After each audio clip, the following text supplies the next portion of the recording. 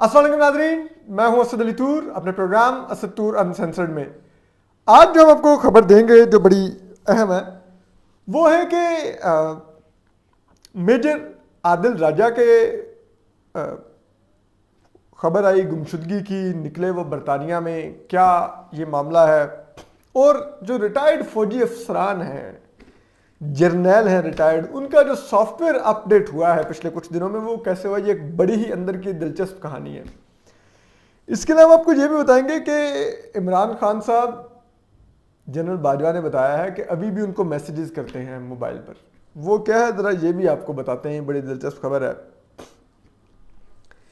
इसके अलावा जनरल बाजवा ने एक महफिल में कुछ जिक्र किया कि शायद वो अगर कुछ ऐसा क्या हालात होंगे जिनमें वो तमाम सियासी क़यादत को गिरफ्तार भी कर सकते हैं। इस पर भी आपको एक अंदर की दिलचस्प और अहम खबर देंगे। तो चलिए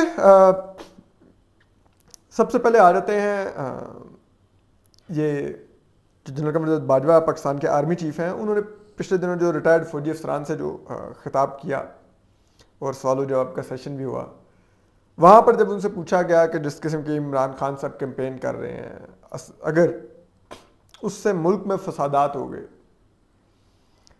तो क्या फौज का रिएक्शन होगा, क्या फौज टेक ओवर कर लेगी, मार्शल लॉ लग जाएगा। तो उस पर जनरल कमर जावेद बाजवा ने कहा कि नहीं, फौज मार्शल लॉ तो नहीं लगाएगी, लेकिन हाँ अगर ये इसी तरह इमरान खान साहब नफरत की आग बढ़ाते रहे और फसादात हो गए तो फिर हम तमाम सियासी क़यादत को गिरफ्तार करेंगे और सुप्रीम कोर्ट से कहेंगे कि वो आम इंतखाबात का ऐलान कर दे।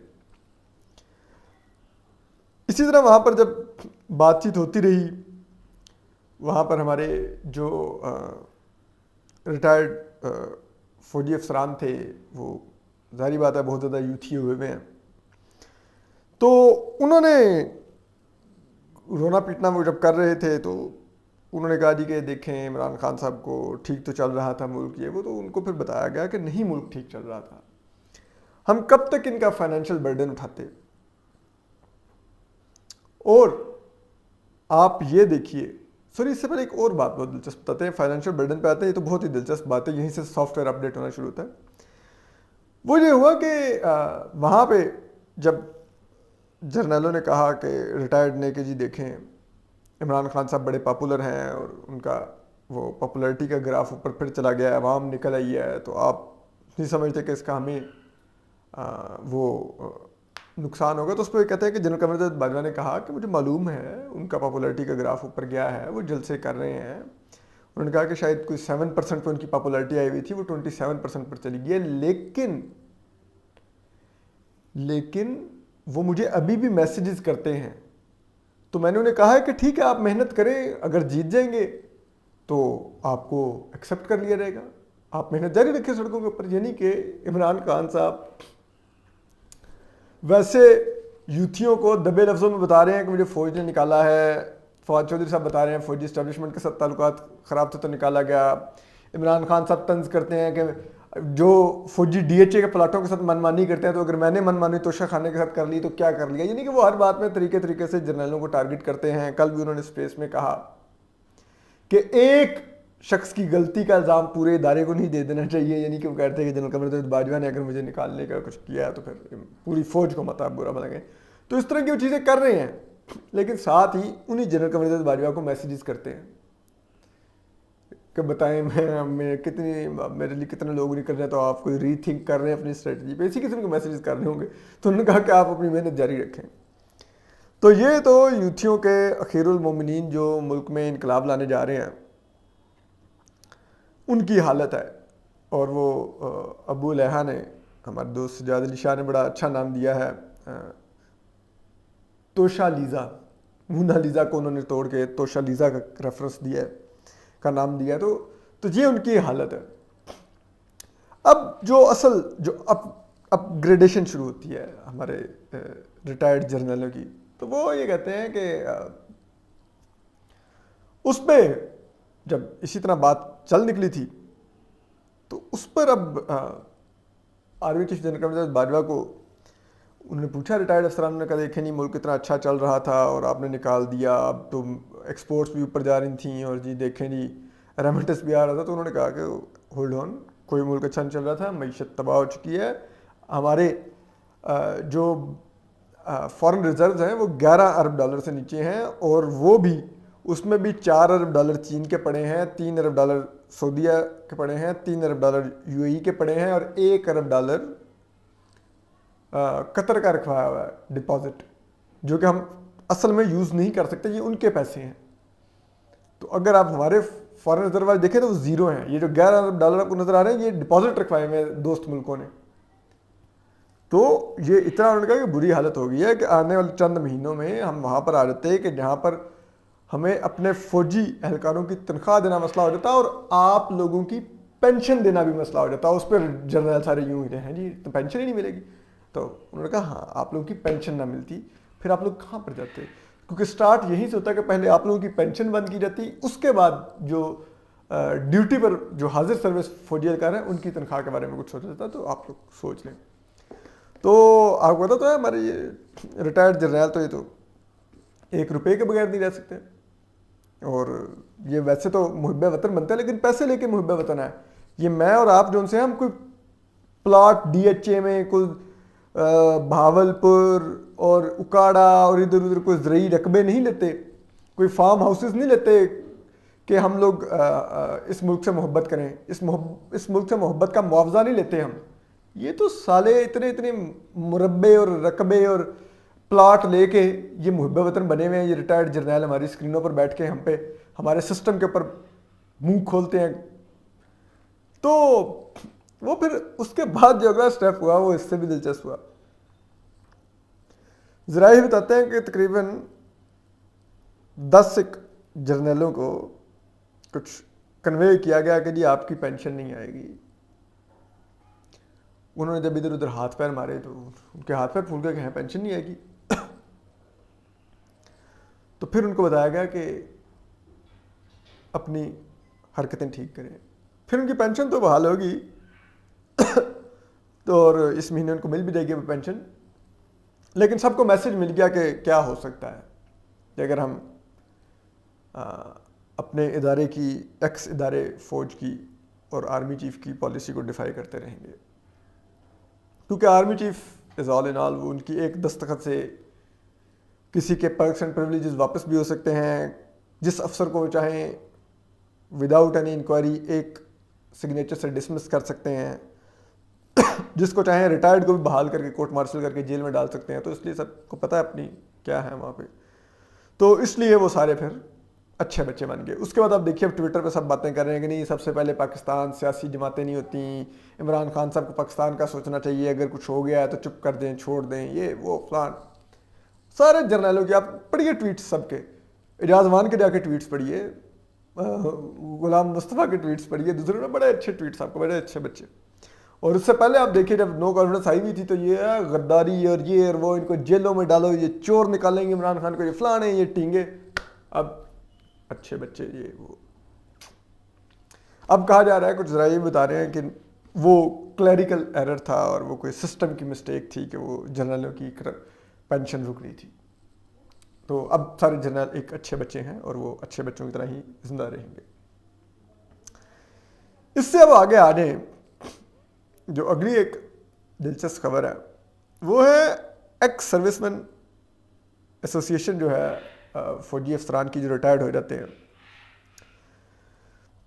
اب وہ اس میں یہ تمام جو جرنیل اور دوسرے ریٹائرڈ فوجی ہوتے ہیں جو کہ سارا وقت بیٹھ کے نظام کو, جمہوریت کو گالیاں دیتے ہیں, ٹھیک ہے, اور خود بیٹھ کے پلاٹوں کے سودے کر رہے ہوتے ہیں, ہاؤسنگ سوسائٹیوں میں سے پیسے نکال رہے ہوتے ہیں, لگا رہے ہوتے ہیں, یہ ساری گیمیں کھیل رہے ہوتے ہیں سارا وقت. تو اس کے ایک اسپوکس مین ہیں عادل فاروق راجہ, میجر ہیں, ریٹائرڈ. یہ سارا وقت دھمکیاں صحافیوں کو, ٹویٹر پہ گالیاں, بلوچوں کو دھمکیاں, کریمہ بلوچ کی شہادت کا جشن منا رہے تھے.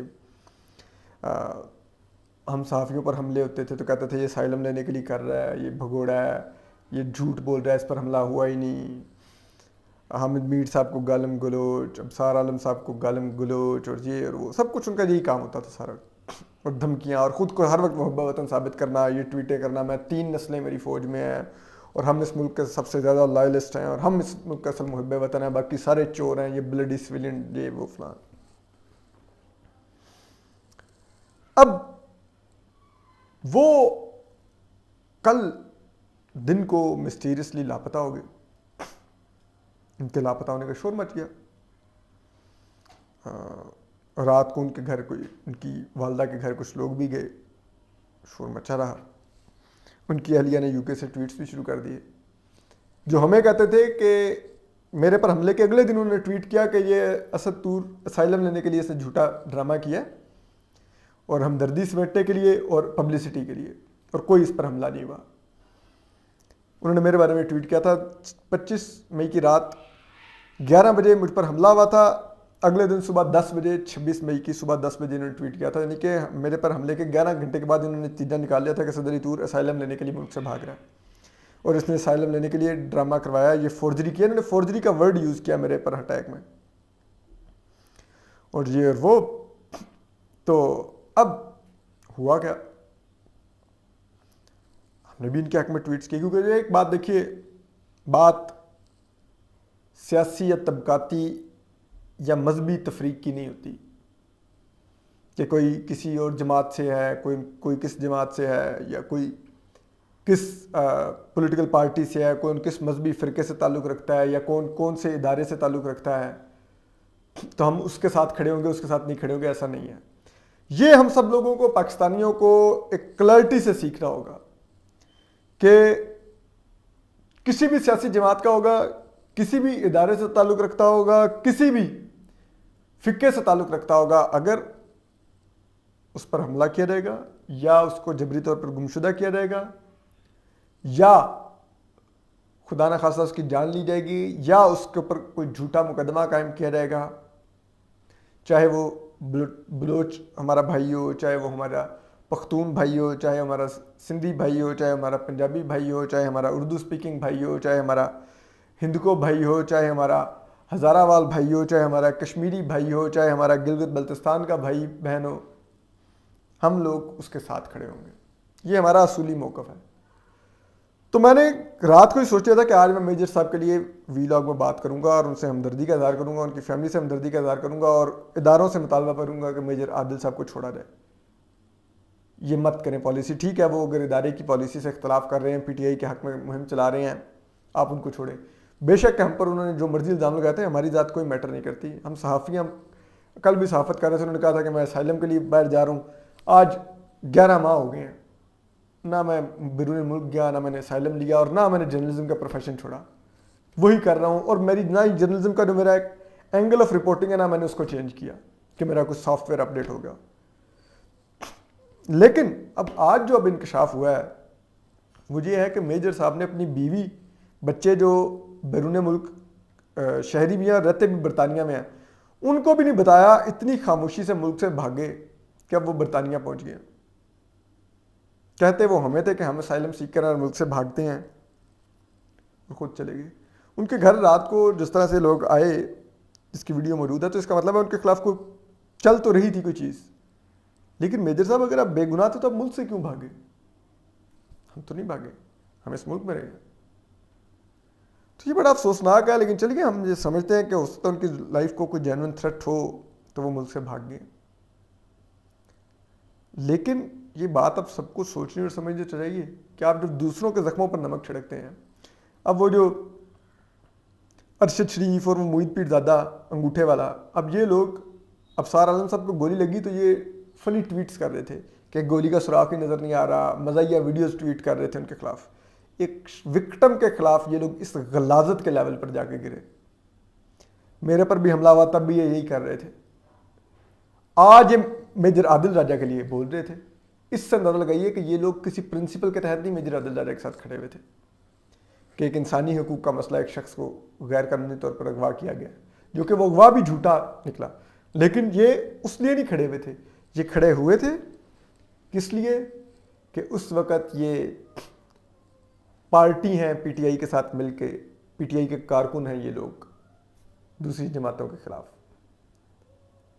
تو جن لوگوں کی یہ حیثیت ہو, آپ سیاسی جماعتوں کے کارکن ہوں, تو پھر پیچھے بچتا کیا ہے؟ تو بہرحال آپ دیکھیے اس میں ہم سب کے لیے سبق ہے, ہم سب کو سیکھنے کی ضرورت ہے. اور میں اب بھی سمجھتا ہوں کہ اگر میجر عادل راجہ کے خلاف کوئی انکوائری ہو رہی ہے, کوئی کچھ ہے, تو اس کو ریکارڈ پر لایا جائے, ان کی فیملی کو یوں جا کے ہراساں مت کیا جائے, ان کی والدہ کو. اور ہم اس سے پہلے بھی ہم اسی اصول کے تحت جس دیگر لوگوں پر بھی, جس پر ایک پر ارشد شریف نے ایک غلیظ یوٹیوبر پر اٹیک کیا تھا, ہم نے اس کے لیے بھی آواز اٹھائی تھی. ہم آئندہ بھی اگر کسی کی طرف سے زیادتی ہوگی آواز اٹھائیں گے. ہم نے ارسلان خالد کے گھر پہ ریڈ ہوا, پی ٹی آئی کا جو سوشل میڈیا کا ہے, جو ہمارے خلاف انتہائی گھٹیا کیمپینز چلواتا رہا ٹویٹر پہ, لیکن ہم نے اس کے لیے بھی آواز اٹھائی کہ اس کے فیملی ممبرس کو مت ہراساں کریں. تو ہم اپنے اس اصول پر قائم رہیں گے, آپ کو اپڈیٹ کرتے رہیں گے. اور میجر صاحب آپ کو برطانیہ پہنچنا مبارک ہو.